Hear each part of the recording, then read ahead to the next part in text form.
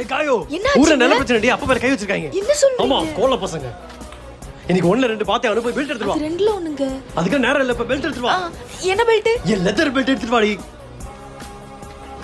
இந்தாங்க.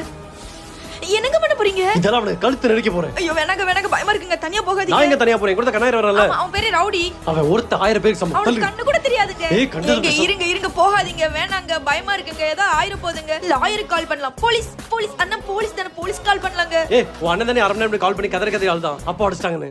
இருங்க யாரப்பா அடிச்சாங்க? உங்க அப்பாவை தான் என் மாமாவை. ఏంట్రా నన్నానని కొట్టాడు నువ్వు ఇలా చూసుకుని నిలుచుకుంటావా?